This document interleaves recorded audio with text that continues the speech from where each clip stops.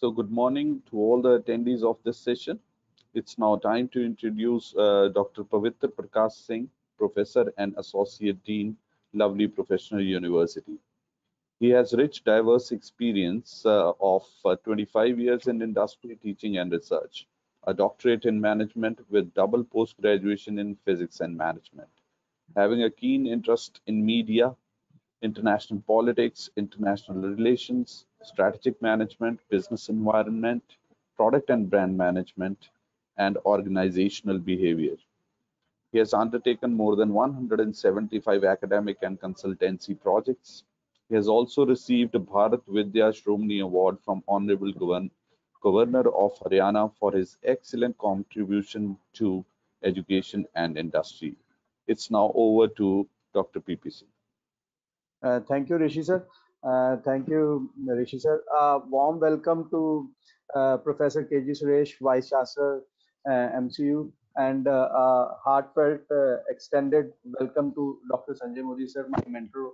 Um, Sir, we are over here to discuss a topic which is very burning and hot and very contemporary to the modern time, as we were discussing before the start of this. The fourth pillar of democracy, or sometimes it is also referred to as judiciary, is what media or journalism is called as. The world has changed. It is no more dissemination of information and happening of one world to another. Just sharing of news is no more the thing. Why one world to other? Because these days our world is in our hand. We are placing only our screen. Even if now when I am reading, I have written something on my iPad rather than on my notebook. So our world, we have constrained to ourselves only, and we are not looking at the others world. The media is no more information. Watergate, on which a movie is already made, the post is the highlight of it, how the media can be highlighted. I think Watergate, everybody has understood. This is the one side of what media can do good or bring the bad of the society to the forward. I'm talking about the Nixon administration. On the second side, if I talk about, there is another movie by name Bombshell, which is on the exploitation of the happenings which is happening in the media is shared. So what we are talking about, the future and the scope of the media, where the media will go, where, what is the scope of the media? Israel, Palestine, 9/11, Kim's Korea, Brexit, Britain. Yesterday I was reading a book of on this battle of belongingness. He has written one thing very, Matt Pest has written one thing very good. Trumpist America. That is Trumpist America, royal family, whether in Gulf or in Europe, we are seeing US Capitol building storming, Facebook, Cambridge Analytica, Putinization of American election, Benghazi file, WikiLeaks, thereafter. Today, media is no more sharing of happenings. It is a big, big, big business. It is a employment generation. It is providing an opportunity for the young entrepreneurs, young people, young professionals to hone their skill and show their skills over there. Tool of globalization media has become. But last but not least, it is building the narratives. Now that is something very strange over here. We are building narratives through media. So it is not only the neutral things, but it is also building the narratives on the media. And ladies and gentlemen, who else other than the two stalwarts I can have for taking forward this discussion? Professor KG Suresh, Vice Chancellor and a media person with a rich experience from media from MCU, Makanlal Chaturvedi, National University, and my own mentor, Dr. Sanjay Modi, who has a huge keen interest. I know that he is a regular watcher of BBC. Come whatever may be, hail or storm, he will never leave his BBC News daily. So he has a huge interest being a management man. He has been teaching international business. He has been teaching international marketing. He has been a man of branding and everything. And huge interest and a keen observer of the things and always analyzing the things. I recall one instance sitting in his class when Modi Saab was there in his first election, 2014. And I said that the government might not stay um, for a longer time. I do not know what came to his mind, but he said, forget PP, he is not going at least for 2 or 3 terms. So 2 terms I have seen now. I am vouching for what Modi Sahab has said, that he will stay over there in 24 also. So such kind of a keen observation he has for the media and media and happenings. And today we'll have the discussion with both of these gentlemen taking it forward. Akash, I will formally invite you to introduce my chief guest of the day, Professor KG Suresh. Thank you, Akash. sir. Thank you, sir. I hope before we go forward, I want to introduce Professor KG Suresh, as his request is that we'll not make this introduction a bigger one. I have a long list. However, I just want to introduce himself as an eminent journalist, blogger, political commentator, columnist, and communication strategist. He's mainly a public speaker and a media trainer and educator. He has made many inroads into academics and journalistic background. Prior to this, he was the Director General of Indian Institute of Mass Communication, and he is currently serving as the Vice Chancellor of Makhanlal Chaturvedi National University of Journalism and Communication in Bhopal. Welcome, sir, to this occasion and to speak. And the floor is yours, sir. But before that, PP sir, what do you say? Yes, sir. Sanjay Modi Saab, our senior executive dean. He has been at LFTS, That's all LFBS. right. That's all right. Okay. It's all right now. Let us have the benefit of Okay. his. Okay, Thank you. Thank you very Okay. much. The floor is all yours, sir, Professor KG Suresh, and then Dr. Sanjay Modi, sir. You can always be there, sir. Please, sir. We Thank all you are so mute, much. I unmute hope now. I am audible. Thank you. I hope I am audible. Absolutely. Thank you. Absolutely, Suresh.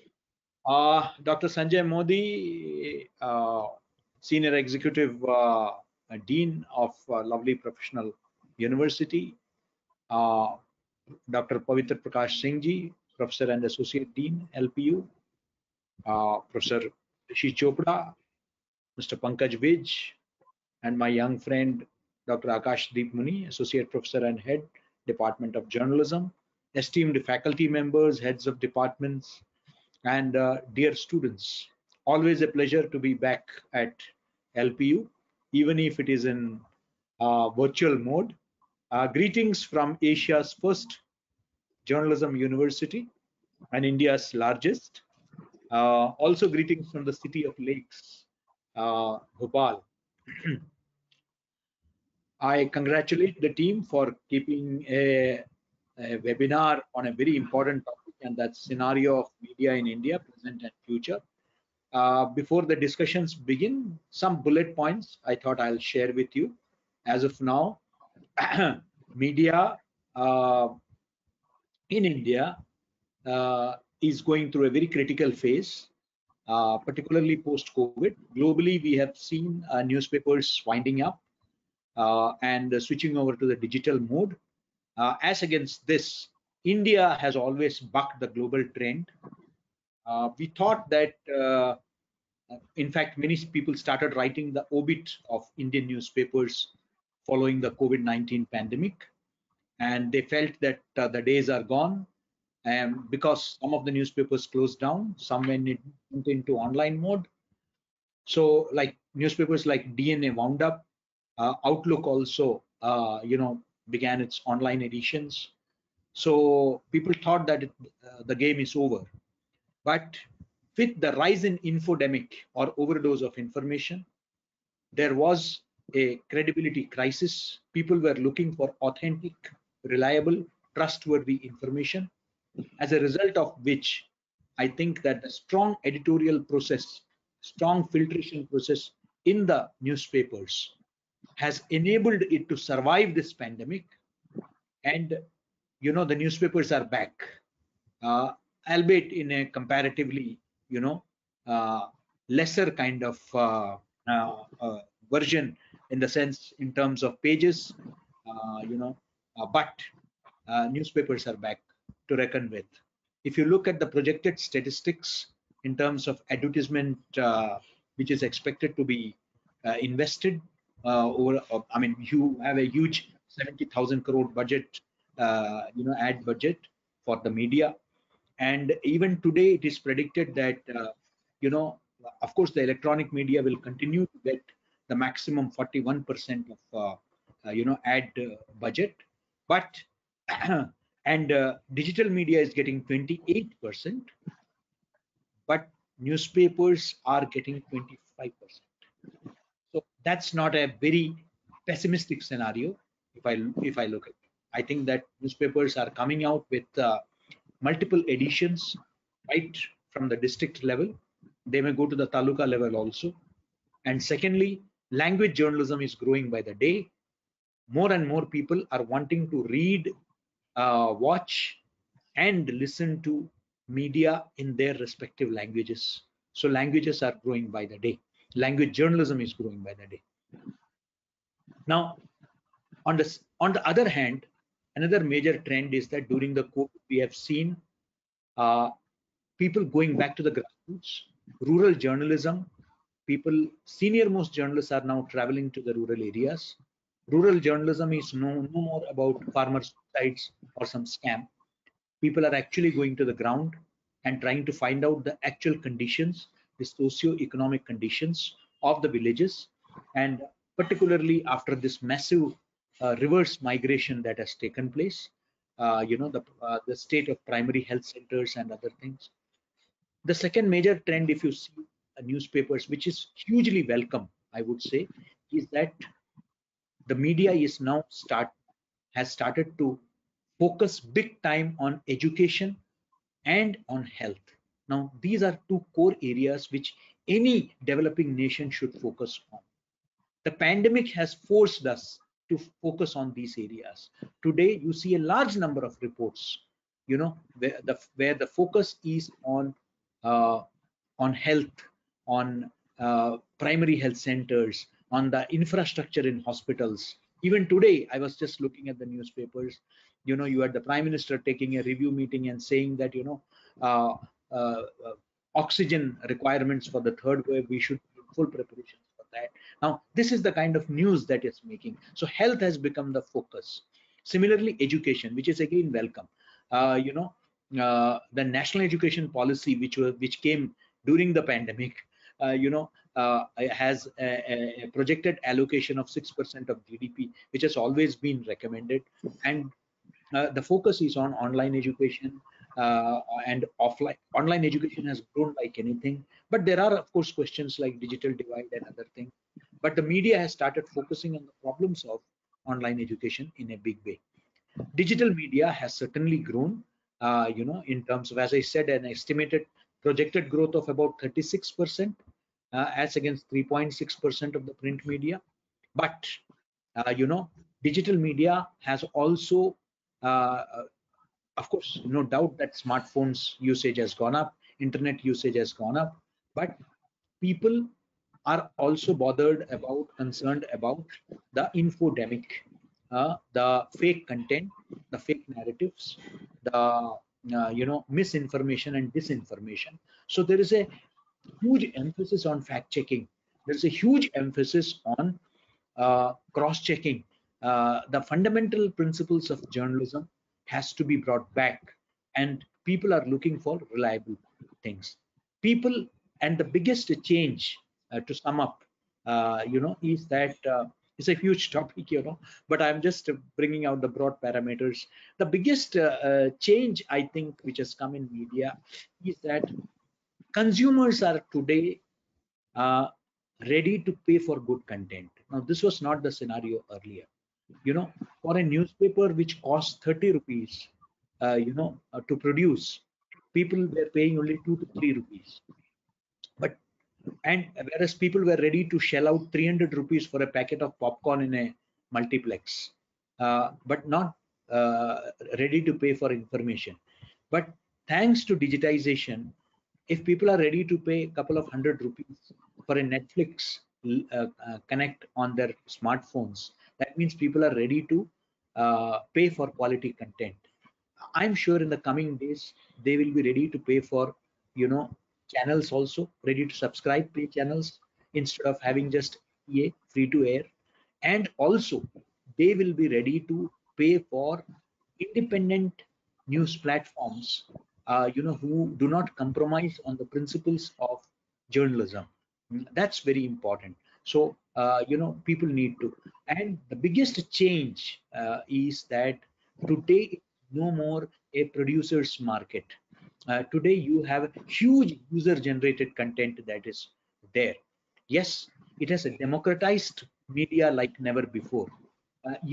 The so-called mainstream media cannot suppress information anymore. It will come out in some or the other form, but at the same time, the issue is that of reliability. The issue is that of building confidence in the content that the user generated content is producing. Do they follow the strong editorial processes that journalism is known for? That is very important. And last but not the least, in this scenario, I have all along been advocating for a national media literacy mission. Media is something that is, because it's the fourth estate, it is the fourth pillar of democracy. It's too important a subject today. From a 5-year-old child to a 95-year-old citizen, we are all getting exposed to media like never before. There are a lot of issues, including cyberbullying, pornography. A lot of issues are there. Given the kind of massive exposure to media right from childhood, it is important that right from school curriculum we incorporate media literacy as an integral part, and we ensure that our citizens get basic information of how the media functions. It's no more just for the students of media, but also for every citizen.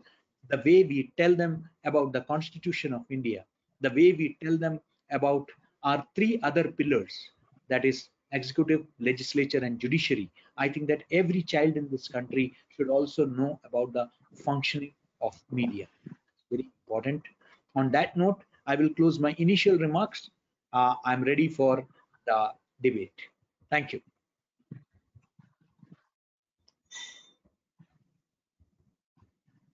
Thank you, Akash. Akash, you want me to take over? Sir, okay, sir. You want Thank me to you, carry on the Professor. Thank you, Professor Suresh, sir, for your kind words and wisdom.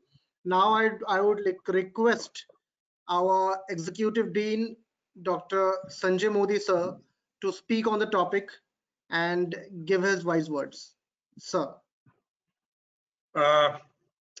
Thank you, Professor Suresh. I think you have very succinctly, very briefly, but very comprehensively put across the major trends in the media, and in fact, the survival strategy also. Digital media has, you rightly said, that people want to be enlightened about the issues which concern them, whether it is health or safety or it is other issues. But if you look at it, what is happening is media is not too dependable. At times, it will focus on trivia, which and keep on harping it on it so much that you get absolutely flabbergasted and you switch off and say, no, I'm not looking for this. Or at times the debates and everything is so noisy and so repetitive that it puts off the viewer. So I think it is the mainstream media which has pushed people to the social and the digital media, because they feel that they are not getting enough of value from the mainstream media. And today I feel, I'm a man of management, so I view things from that perspective, that anything which doesn't add value to a person today, time is money. Money is of course money, but anything which doesn't add value to a human being, he doesn't want to invest his time and attention to it. So media has to wake up to this reality that they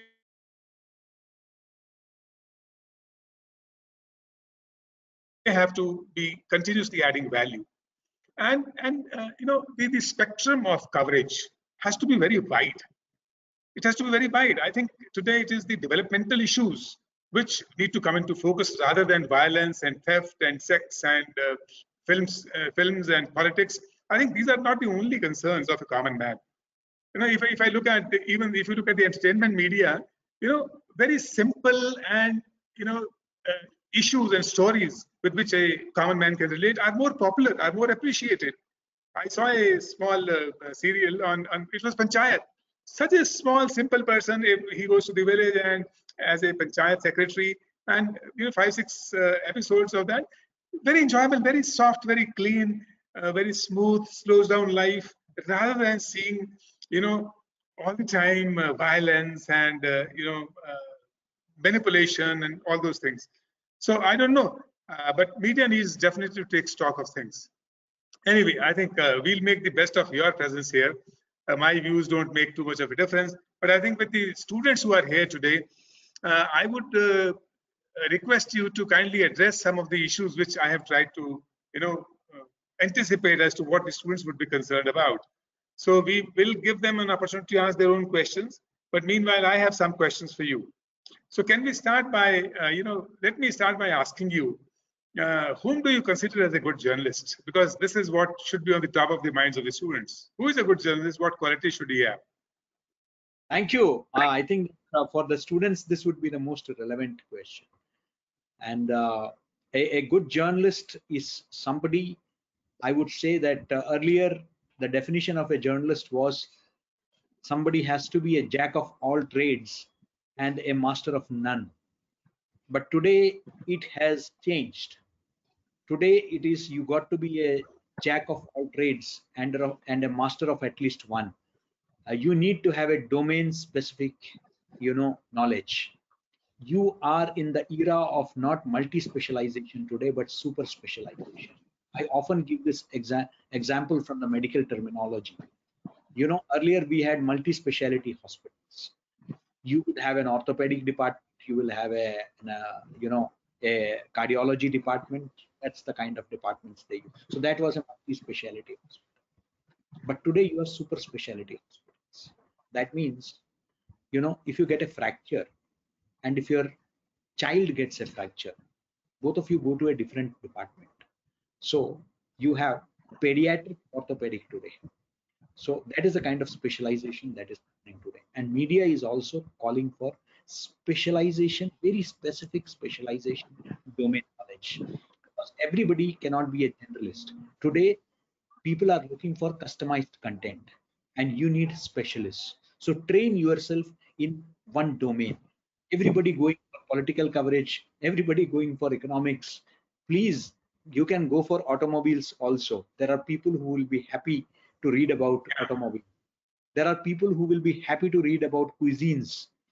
There will be people who will be happy to do, read travelogues. They are interested in adventure, traveling. I mean, there are n number of areas where you can actually specialize. That's number one. I mean, I'm purely talking it from the career point of view. I can go talk about all the idealism in the world, but that's not the issue here. You have all come here to make a good career in journalism, so I need to talk about it. The second is your command over the language. You should be fluent in as many languages as possible. I know most of you are studying in the English medium, but if you are Punjabi, please ensure that your Punjabi is good. If you are from say Bengal, ensure that your Bangla is good.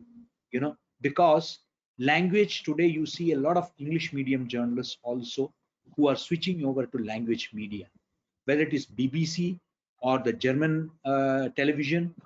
They are all coming here and looking for specialists in Indian languages. They have huge vacancies for them. Be good in your language also, because language media is growing like anything, whereas English media is having a very stagnant kind of growth. Very, so please remember that even if your education is in English, you should try to catch up with the language. That's very important. Technology savvy. Yes, you got to be technology savvy. I'm sure your professors are keeping you updated, but no university can match up to the kind of technological changes that's happening in media. You will have to learn many things hands on in the media, but what you require to do at your end is, one, you have to be adaptable, and second, which is very important, is that content was, content is, and content will always remain the king, queen, prince, princess. If you have good content, technology, I mean, today even 5-year-old children can easily use the smartphone. So it's not a big deal, you know. Technology is not a big deal. But technology, yes, you should, as I said, you should know editing, you should know not just video editing, but you should know how to effectively use the social media, you should know the SEOs. I mean, everything, all these things are very important from their own point of view. But mobile journalism, all that is important. But do you have the content? Can you think out of box? You know, that's important today. You got to be, you know, today in this era, you cannot say that, well, I can only write, you know, I cannot edit, I cannot, you know, anchor, I cannot use the social media. Please, today industry is looking for multitaskers. If you are a multitasker, then you have a better opportunity rather than somebody who is unidimensional. You need to be multidimensional. That is the kind of approach you need to have. Your language should be strong, that I've already. Last but not the least, and that is a fundamental principle of journalism. And you know, while giving all the importance to your career, I would also remind you that you have a social responsibility as a journalist. You have a responsibility towards the country and towards the society, which is important. You got to be very sensitive to the happenings in society. I mean, it cannot be that after 70 years of independence, if you are still finding people sleeping under flyovers in the cold conditions, there should be a pain in your heart for them. If that is not there, then you are in the wrong profession. Journalism is about social concerns. You need to have, you know, a soft corner for the downtrodden or the underprivileged. You have to make society a better place. We cannot change the world, but maybe through our careers we can change a few lives, you know. And I think that would be the mission of journalism, and that we should never forget. While yes, a good job, a good career, a comfortable life, you know, comfortable life, you know, I'm not using the word luxurious life. That's not there in journalism. Only a handful of people get paid in crores. I mean, they are the big anchors, you know. Except for them, you get comfortably paid in newspapers for a comfortable life. That is good. But remember that some people may tell you that media ethics and all that are like your moral science classes in the school. Sorry, you know, if you compromise on that, the future of journalism is very dim, you know. Yes, there may be points in your career when you know, I'm being very practical, when you may have to make a compromise here or there because the corporates are today you managing the media. You know, media houses are largely run by corporate houses, so you may have to, but keep your ethics alive. One day you will be in a key position. At that time, you should exercise them. That is something that is very important. These are just tips that I want. Thank you. I think this will be extremely helpful direction that you've given. Now, another dimension which I think would interest the students is what kind of career profiles or careers can they look forward to after completing their undergraduate or postgraduate degrees? I mean, if you could briefly go over the entire range. Absolutely. You know, when we talk about mass communication, you are not just looking at journalism. You know, you should be looking at corporate communication. You should be looking at event management. You should be looking at, you know, public relation. You should be looking at advertising. You know, you should be looking at cinema. You know, you should be looking at documentary making. You should be looking at serving NGOs. So this is not something that, you know, you should confine yourself to a print, electronic, or digital media kind of scenario. Today, as per the FICCI KPMG report, there is a huge skill deficit when it comes to animation, visual effects, gaming, and comics. These are all media. Now, do you have the skills for that? Indians are increasingly watching a lot of animation. Indians are big time into gaming, but most of them are imported. Most of them are imported. Do you have the ability to create games? Do you have the ability to be not just a backup for the Western producers, but also can you produce great animation movies? You have immense scope, visual effects, the Internet of Things, artificial intelligence, big time. People are investing in them. I mean, radio, which was hitherto considered, only confined to All India Radio or a few FM channels, audio streaming platforms, today, whether it is the Hindustan Times Media Ventures or the Times Internet, they're investing hugely into podcasts. Podcast is not just about politics. Podcast is about mythology. Podcast is about spirituality. Podcast is all. There are podcasts on adventure. There are podcasts on travel, on cooking. You name it. I have a friend who has a podcast series on Shero Shai. I mean, that's the kind of demand for podcasts. People are going for audio streaming. Are you good in voiceovers? Today there is a huge demand for voiceover. This, whether it is advertisement, whether it is dubbing for international productions, you have a huge market for voiceovers. That is an area you should be looking at. Then, as I told you, corporate communication, reputation management, these are niche areas where you can make a mark for yourself. Event management, CSR activities.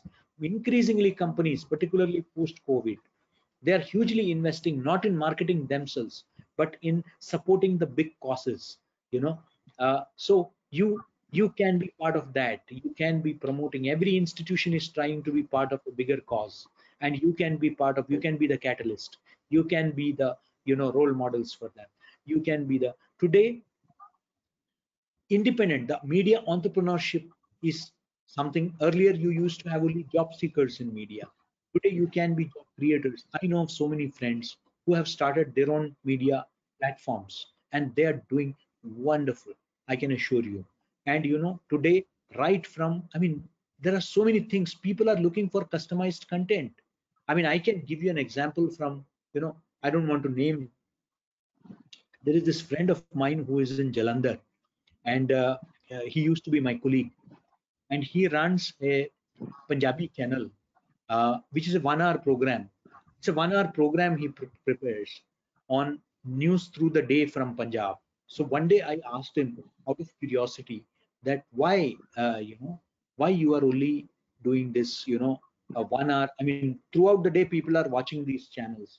So why this 1 hour special program focusing on all the news of the day from Punjab? So I am sure that people in Punjab have already seen it all. So he told me, no, this is not for people in Punjab. It's for people in Canada, people in United States.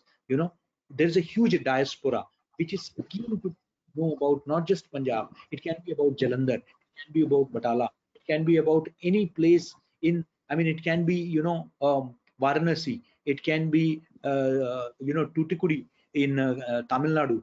It could be Alabura in Kerala. Now you name it. People across the world today, people in Boston want to know about what is happening in Bareilly.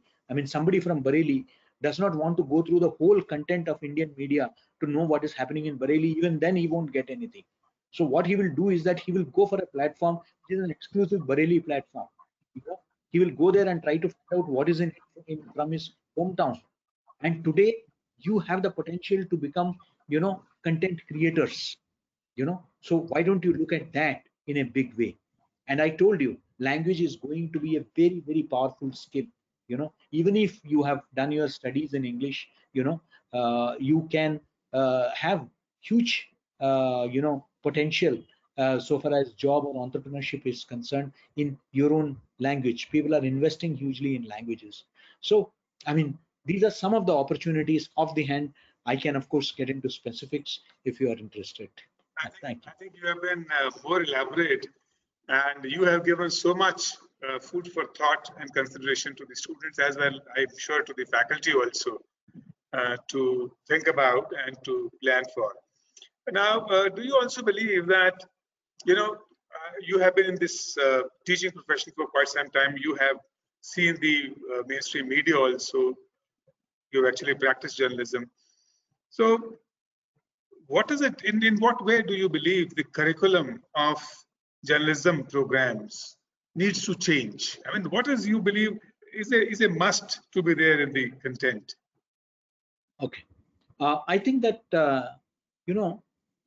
it's important that we do update our technological skills. That's very important. Things like mobile journalism. Today in every district, every taluk, every village, you have mobile journalism that's being practiced. Even the best of television channels are no more using DSNGs and OB vans.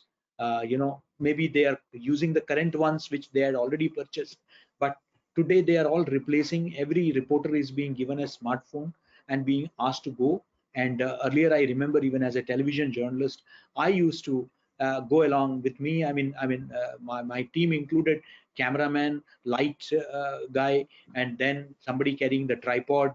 It used to be a huge lashkar that every journalist used to carry. But today, everybody is carrying just a smartphone, and he is expected to do reporting, editing, anchoring, and even streaming it live if required, and also blogging about it. So you need to have these multiple skills. You need to have multitaskers, and whether our curriculum is able to incorporate that in our entire process, that is very important. Secondly, please remember, while we do all this, we are not producing technocrats, we are producing journalists. That is something that as teachers we should always remember. The journalistic content, the journalistic ethics, the journalistic perspective has always to be there. So technology is important, but it is about journalism, it is about research. You need to produce people who can do research and not just Google search. Even in Google, they need to know where to go and how to go, not to get influenced by search engine optimization. They need to go deep, dig deep into the real sources rather than going by the top 5 which is there because of SEO. You should know where to go.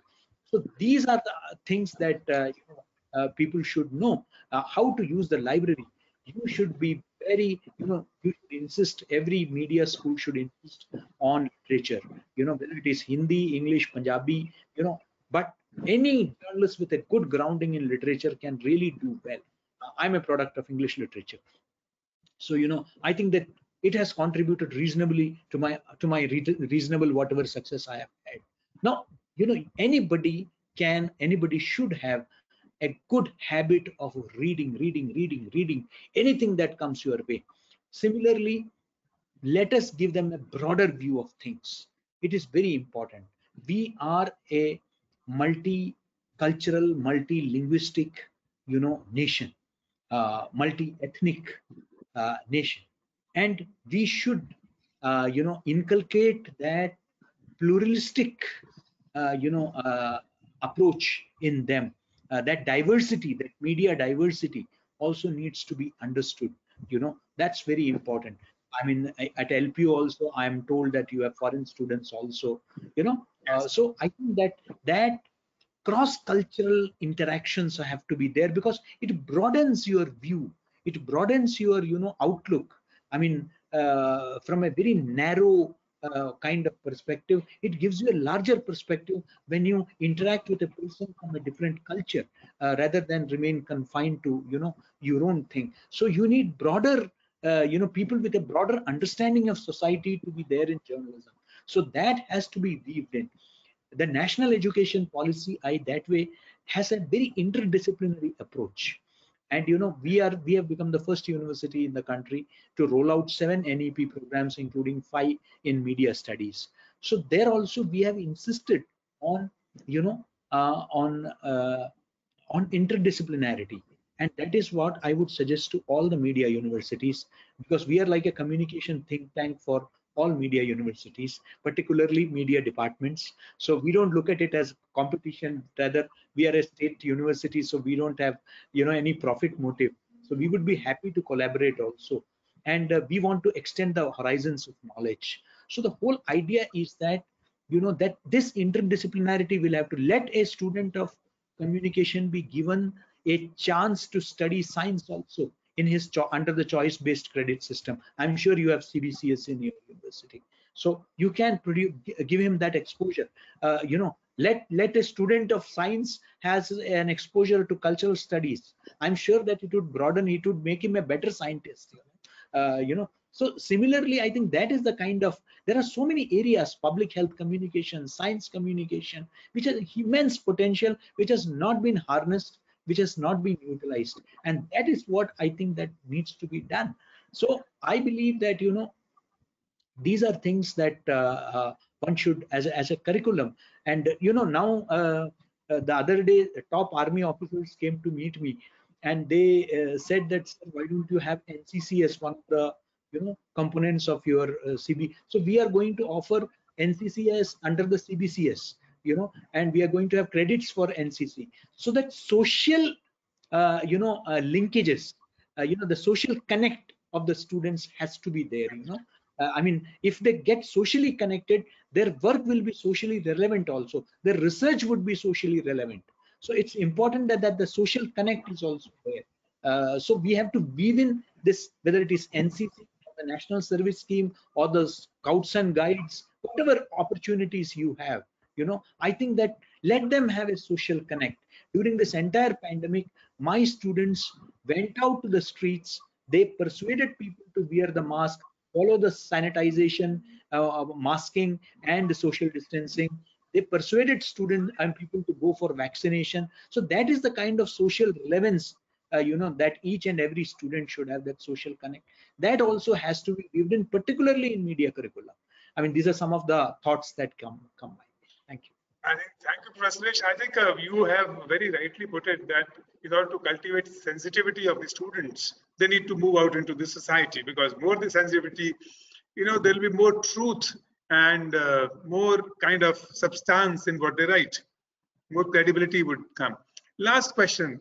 I know we are running out of time, but this would be of great concern to the student. I personally believe that any class or any academic input can give only about 40–50% of the total input which the student needs to have. What is it that the student should do outside the class on his own, in his locality, wherever he is living, in the society in general? What should he do on his own initiative to train himself, to groom himself as a brilliant journalist, or create a career, or even an entrepreneur in this area? What is it that you advise him to do on his own, Okay. in his own time? Few tips from my own experience. In the film Dirty Picture, Vidya Balan famously says, entertainment, entertainment, entertainment. I tell them that read, read, read. Read as much as possible, read as many variety as possible, read books, magazines, newspapers that come your way. Please read at least one language paper. You may be reading the Times of India, great. You may be reading the Hindustan Times. You may be reading the Tribune, great. But please also read one language paper. Read the Punjabi Tribune, read Punjab Kesari, read one more newspaper, Ajit. I mean, whatever comes your way, you should read one, because language journalism is actually, about the ground realities. I'm sorry to say this, but English media is mainly urban centric, and they don't focus on the harsh social realities. And that is what the language media talks about. It talks about the common man's issues, in the rural areas, in the small towns and villages. That's what they talk about. Please read it. I make it a point not only to read every day. I may not get enough time, but I ensure that I read at least the Bhaskar or the Jagran, which are the famous papers here in my city. So I try to read it, in the morning. So this is a habit that you should inculcate. Second, please, I know these are COVID times, so I'm not talking about the COVID times. We will get it over I mean, sooner or later. But please meet as many people as possible. It broadens your horizon like nothing. Just listen to people. It gives you a better understanding of the world. Listen to people means it can be anybody and everybody. Even a rickshaw puller has a perspective. Just strike a conversation with him when you are traveling on the rickshaw. He will give you a totally different perspective of life, about the struggles, about the problems that they face. Otherwise, your understanding of poverty, literacy, everything would be confined to books, whereas they are all around you. Why don't you talk to them and try to understand how was COVID for you? This situation for you. Did you earn enough for your family? Where are your family members? I come across so many success stories, which I believe are the real stories, real stories, so I think that that's what we should be getting used to. Third, travel as much as possible within your state, within the country, within the world. Whenever you get an opportunity, please remember, a ship is safe in the harbor, but that's not where it is meant to be. You are safe in your houses, but as a journalist, today, journalism is counted among the COVID frontline barriers because they went to the cremation grounds, they went to the burial grounds, they went to hotspots, they went to the containment zones, they reported from the most toughest situations. You also will have to learn to come out of your comfort zones. Journalism is about coming out of your comfort zones. If you are happy in your air conditioned rooms, doing desktop journalism, that's not going to take you anywhere. You really, if you think that, okay, anchors, they are so glamorous, I mean, they run the shows. For that 1 hour show, they do 8 hours of research before getting into the room. Please try to understand, it's not easy. It's a lot of research before any television journalist comes into the to anchor a program. They have to do a lot of reading, they have to do a lot of research. Only then they come. When they question and counter question, they are prepared for it. You should also be prepared for it. You cannot ask anything and everything that comes to your mind unless you are ready. Everybody, a political spokesperson, can come up with any point. Do you have the point to counter him? Okay, great. So what did you do 10 years back? What was your statement? Let me play your statement 10 years back. But you would know about it only if you have read what had happened 10 years back. Otherwise, he can make a fool of you. So please remember that you have to go deep. Don't go by the superficial kind of thing. Go deep into the things. That's very important. And again, as I said, that as a journalist, practice, practice, practice. Riyaz, abhyas. This is very important. Please. We all suffer from, being Indians, we all suffer from what is called MTI, mother tongue influence, Matra Bhasha Prabhav in our language. It's but natural. If you are from Punjab, then your accent will have a Punjabi tone. If you are from Bihar, it will have a different tone. If you are from South, you will have a different tone. But if you practice it, you can overcome it. You can overcome it, because in media, if you want to be on the television channel, as the face of the television channel, you cannot afford to have an accent. They will not take you if you are having an accent. That's very clear. So you need to have your diction, your pronunciation, everything has to be good. So don't use Twitter language. I mean, you should use proper language, whatever language you are in. So these are things that you should focus on. It's not easy. It's not easy. I mean, nothing comes for free. There are no free lunches. You really need to understand this. You really need to put in the best, because please remember, lakhs of students are being churned out of media schools from across the country.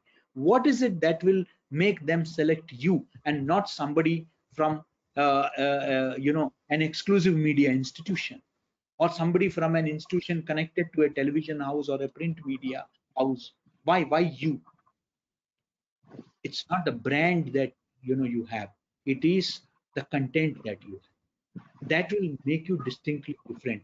People will go for content, and please be ready for that. Have your own, start blogging, do your YouTube channels. That's your profile. Don't say that my dad is general manager of this company. That's not your profile. That's your dad's profile. Your profile is how many blogs you have written, how many YouTube videos you have created, how many articles you have contributed. That's your profile. Your general manager is your dad's profile, right? So, or your mom's profile, whatever. Thank you. Wonderful. I think I have completely covered what my anxieties and I thought the students would be interested in. I had a lot of questions about how the media is behaving, how the Indian media versus the international media, but I think we'll put it off for another interaction. Absolutely. Akash, I think we have run out of time, and I pass on to Akashdeep to take it forward the way he wants. But from my side, Thank you, thank you very much. Thank you, sir. Thank you Yes, for the sir. wise words, Professor KG Suresh, sir, and Professor Dr. Sanjay Modi, sir. I would request Professor Dr. PP, sir, to speak, and then we'll take it forward. Are you taking some questions from students? Are you taking some we are questions from students? Sir, we Yes, are sir. taking, Rishi sir. sir will be doing that. Huh? Sir, they are already in chat, sir. We are taking, sir. But Take just some to questions summarize from one or students. two lines. Ji, sir, we are taking, sir. We are taking. Sir. Achha, ठीक. Just to summarize, thank you for all the questions that Dr. Sanjay Modi asked, whether regarding the skills and your inputs regarding the literature, podcast, different beats, NCC an option as an option. That's a different thing that even I have heard. I'll try to explore in even in this scheme that NCC is given as an option. Reading, observation. I think Barkha Dutt is already doing what you have already mentioned it, that observing and learning on the ground reality through our Mojo channel she is already doing, and SHIP and MTI and accent utilization. Thank you, Dr. Sanjay Modi sir and KG Suresh sir for this small interaction that whatever time we had. Rishi sir, we have certain questions from students. You can take them one by one the way you wish to.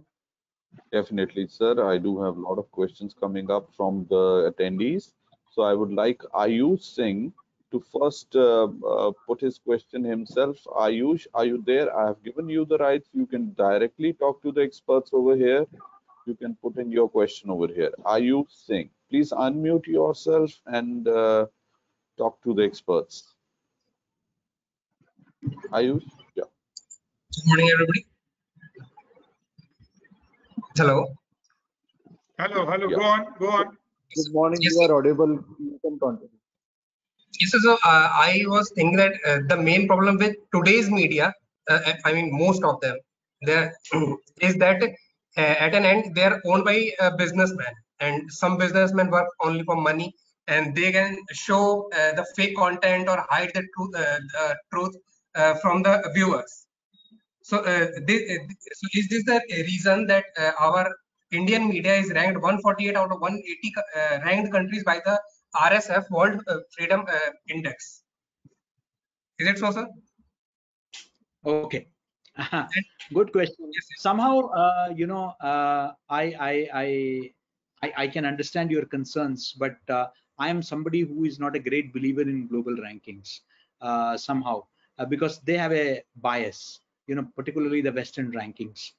For example, I mean, we don't figure, I mean, I sometimes really wonder, we produce the best of software specialists in the world. We produce the best of engineers. We produce the, the NASA, Silicon Valley, any hospital in London, Singapore, I mean, wherever you go, you find the best of doctors who are from India, and they are all products of Indian education system. But when you look at the global rankings, they are nowhere.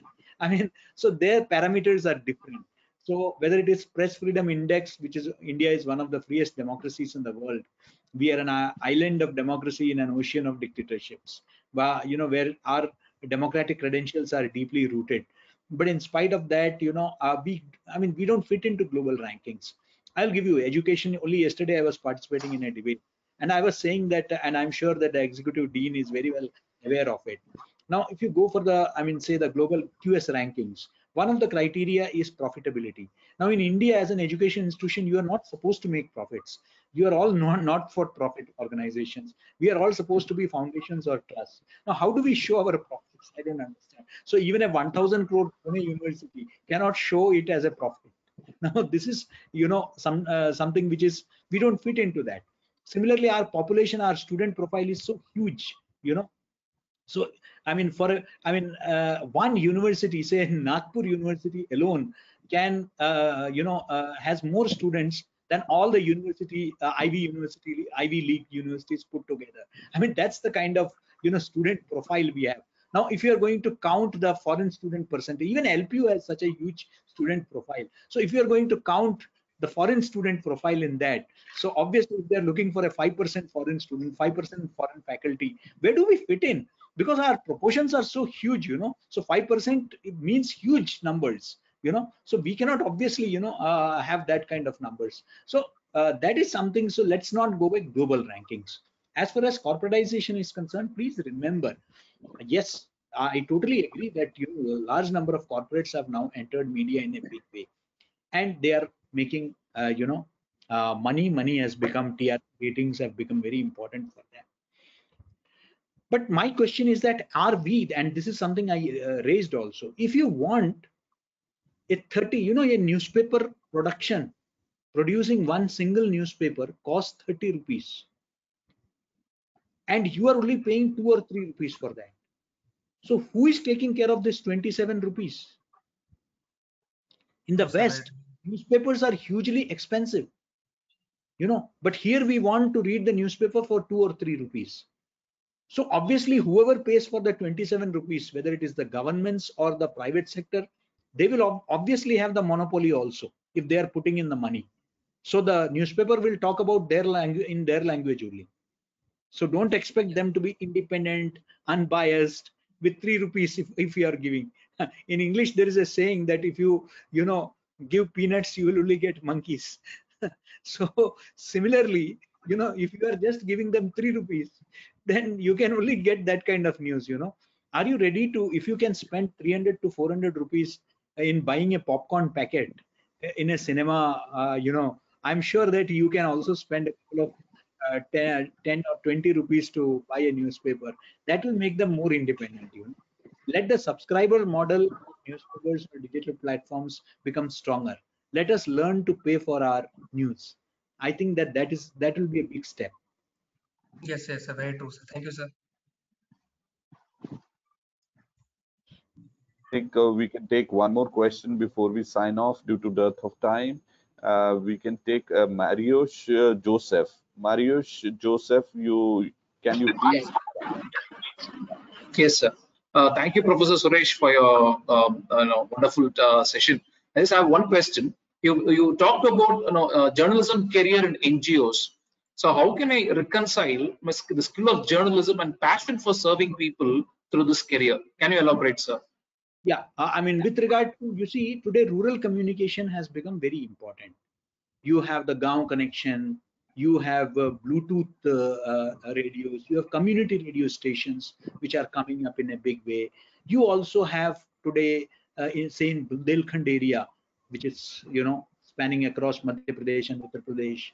You have, you know, initiatives like Khabar Lahariya. You have video volunteers in Goa. I mean, you have so many initiatives today. You have P. Sainath's Pari, People's Archives for Rural India. You know, you have so many initiatives which are coming up. So you can have that, when you're working with NGOs are making reasonable payments to their staff. And at the same time, you can be looking after their media because they are looking for a rural audience. They want, and today, in fact, even corporate houses are looking for, you know, rural marketing in a big way, because they know that the rural areas are increasingly becoming prosperous. You know, they are looking for brands, they are looking for, you know, quality products. So companies, FMCGs are also making deep inroads into the rural areas. It's not uncommon to see, I'm not talking about Punjab, you know, Punjab has always been prosperous, but I'm talking about even states like UP and Bihar, where even in the rural areas you have started seeing huge SUVs which are, present there. So I think that these things are there in,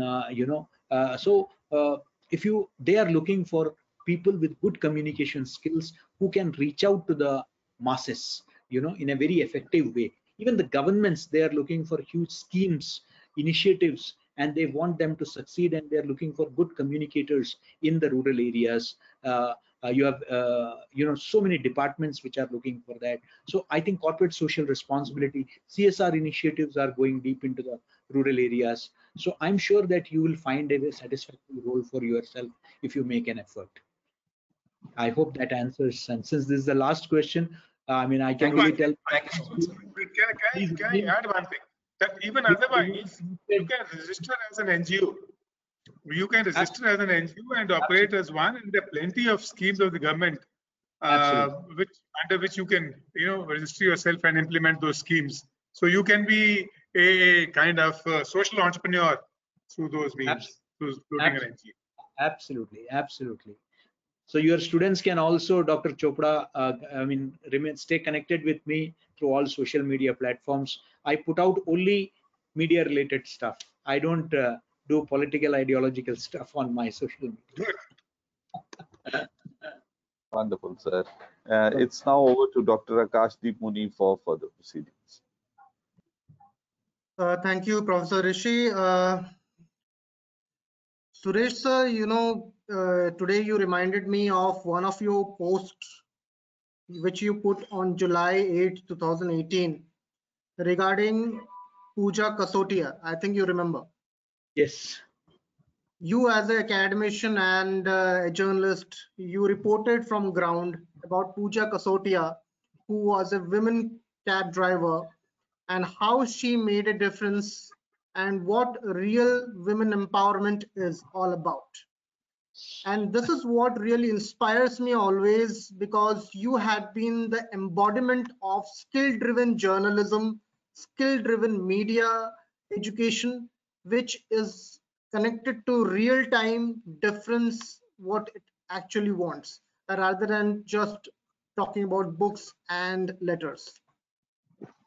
We have taken much from this session of yours today, sir, and from core of my heart, I thank you on behalf of Lovely Professional University, my executive dean and my associate dean, and our whole family. I thank you for being a part of our session today and enlightening us. Thank you, sir. Thank you. Thank you. It was a real pleasure. Looking forward to visiting your university once again and meeting the esteemed faculty members and dear students. Sir, I have already invited you on BOS, sir. We are going to have it. I hope the situation. Sir, we will ensure that whenever the situation comes right, we'll have the honor of meeting you again in over here. Thank you. Thank you. Thank you very much. Thank you, Dr. Thank you. Thank you, everyone.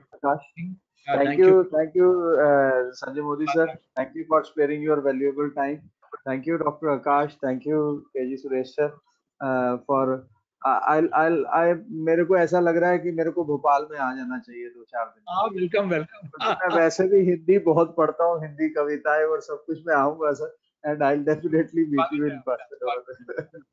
झीलों की नगरी में आपका स्वागत है।